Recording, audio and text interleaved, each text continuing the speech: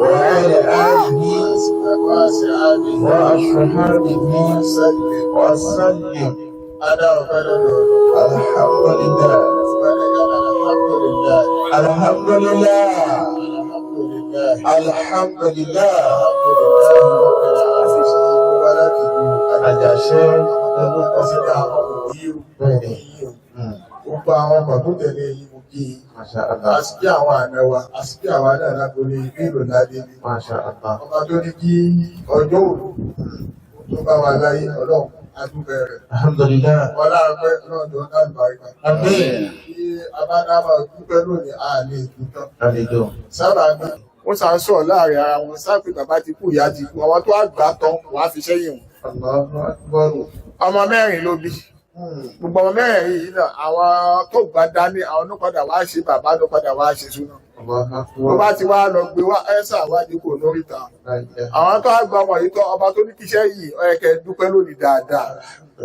nítorí pé kí ni gbogbo èèyàn kọ́ lọ́lọ́mọ fi yìí bó ṣe yìí ọlọ́run wọlá pé àmọ́ lóore ọlọ́jọ́ ní àlùbáríkà ọlọ́jọ́ ní àlùbáríkà ibẹ̀ ọlọ́run pé láyé kalẹ̀ àárín rẹ̀ àti ọkọ̀ ẹ̀kọ́ nígbà ọlá àti tó ní àlùbáríkà gbogbo àtó máa wá àwọn ẹbí àmọ́ lọ́dọ̀ àwọn àfáà tó kọ́ ẹ lẹ́kọ̀ọ́ ìdùnnú ló máa mú lọ́wọ́ ní mẹ́jọ lọ́gbò tọ́lọ́ ọlá láháùlà ولا قوة إلا بالله العلي العظيم ولا نعطينا بسم الله الرحمن الرحيم إنا أعطيناك الكوثر فصل لربك وانحر إن شانئك هو الأبتر. àríkàní bàbá wa parí ìdúpẹ́ àmọ́ ààrẹ nìkan tí ó dìde pé alhamdulillah ọjọ́ ìbíwá yìí àríkàní bàbá wa sì ń jẹ́ àfẹ́ bí ní agbórí tá a wà yìí ẹ dákun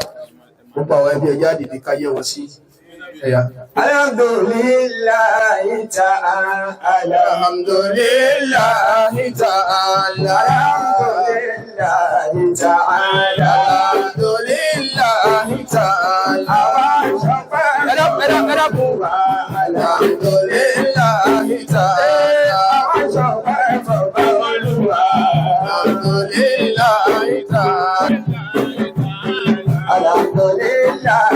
Dáúdù owó ọpẹ́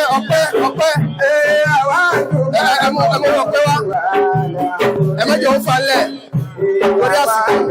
ẹ̀rí bàbá ìyàwó àwọn náà sanwó ọpẹ́ ẹ̀rí kan ní ọkọ ìyàwó owó ọpẹ́ bàbá dìrẹ́tọ̀ owó ọpẹ́ ọlọ́run fi yìí lé nínú ìjọ gbọ́dọ̀ bí n gbajíjó